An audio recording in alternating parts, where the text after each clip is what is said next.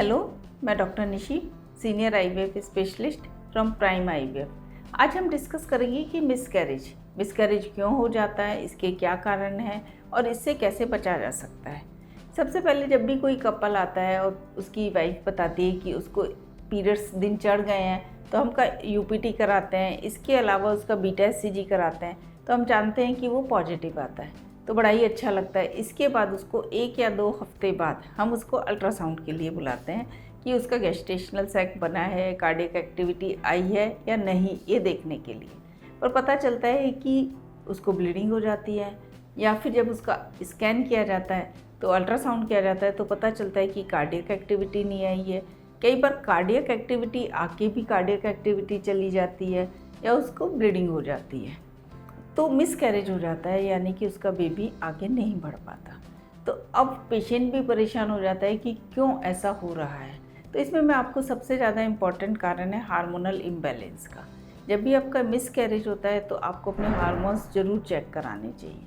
जैसे कि सबसे इम्पॉर्टेंट है थायराइड। कई बार जब आप प्रेग्नेंट होते हैं तो आपके थायराइड की डिमांड बढ़ जाती है, पर बॉडी उसको पूरा नहीं कर पाती, तो मिसकैरेज हो जाता है। तो आपकी जो TSH की वैल्यू है वो बहुत ज़्यादा आती है, और उसी के साथ आपको प्रोलैक्टिन भी कराना चाहिए, क्योंकि प्रोलैक्टिन में भी वैल्यू है वो बढ़ी हुई आती है, तो भी मिसकैरेज के चांस हो जाते हैं।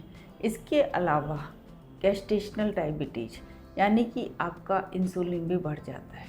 उससे क्या होता है कि आपके ब्लड में शुगर की मात्रा ज़्यादा आती है, आपको डायबिटीज़ हो जाती है और आपके मिसकैरेज होने के चांस ज़्यादा होने लगते हैं। कई बार तो आपकी डायबिटीज़ इतनी बढ़ जाती है प्रेगनेंसी के दौरान कि आपको इंसुलिन पे डालना पड़ता है। और कई बार ब्लड प्रेशर, एक मेरा पेशेंट आया था, उसका सब कुछ अच्छा चल रहा था, कार्डियक एक्टिविटी भी आ गई थी। इसके बाद सडनली उसको 2 या 3 दिन तक कंटिन्यू हेडेक हुआ। ब्लड प्रेशर जब उसका देखा गया तो वो बहुत ही ज़्यादा बढ़ा हुआ था, और इसके बाद जब उसका अल्ट्रासाउंड किया तो बच्चे की कार्डियक एक्टिविटी जा चुकी थी। तो ये सब हाई रिस्क प्रेगनेंसी में आते हैं, जो कि मिसकैरेज के चांस बनते हैं। हाई लेवल ऑफ एंड्रोजन, ये भी कई बार देखा गया है कि आपका मिसकैरेज कर देता है। एंटी फास्फोलिपिड एंटीबॉडी, ये भी एक डायग्नोसिस है मिसकैरेज का। तो मैंने आपको बताया कि जैसे थायराइड, ये हार्मोनल इम्बैलेंस, यानी कि thyroid, prolactin, sugar, hypertension, high मात्रा एंड्रोजन या एंटी फास्फोलिपिड एंटीबॉडी, इन सब की वजह से आपका मिसकैरेज हो सकता है। पर कई बार ये देखा गया है कि ये सब आपके सही आते हैं तो भी मिसकैरेज हो रहा है, तो हमें अपना ध्यान यूट्रस पे फोकस करना चाहिए।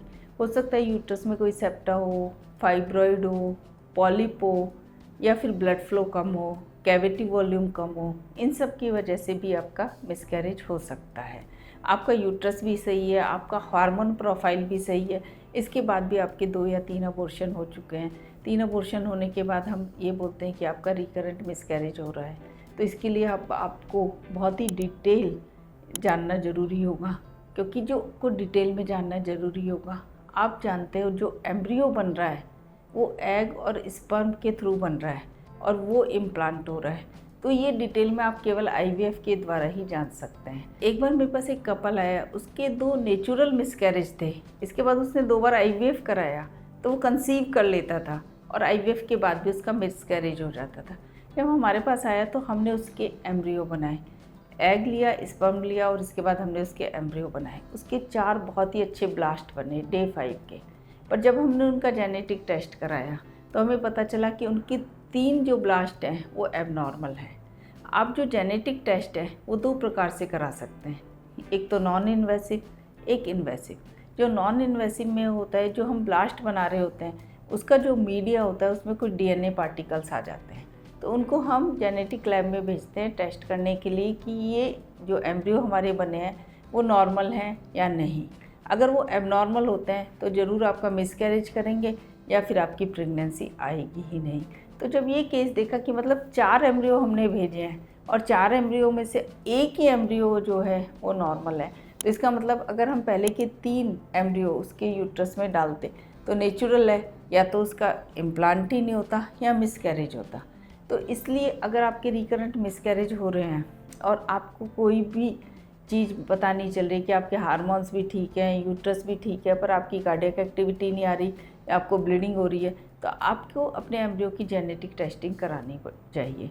जैसा मैंने बताया, एक तो नॉन इन्वेसिव, एक इन्वेसिव। उसमें क्या होता है कि हम एक जो ब्लास्टोसिस्ट है, आपका डे 5 का एम्ब्रियो है, उसका एक सेल जेनेटिक लैब में भेजते हैं, तो वो भी एक्यूरेट इन्फॉर्मेशन देता है कि आपका एम्ब्रियो सही है, उसमें कोई जेनेटिक डिसऑर्डर तो नहीं है, और वो आपको प्रेग्नेंट करेगा या नहीं करेगा।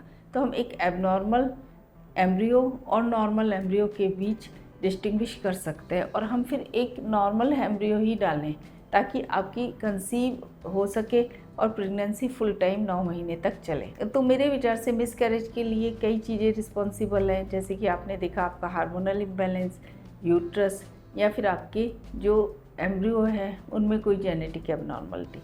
तो इन सब को ध्यान में रखते हुए ही आपको आगे का ट्रीटमेंट लेना चाहिए।